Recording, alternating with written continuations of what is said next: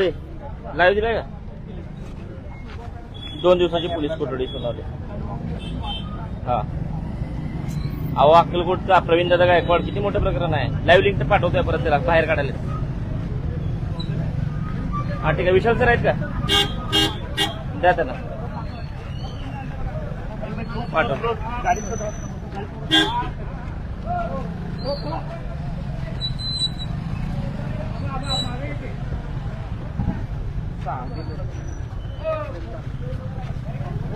मागे या की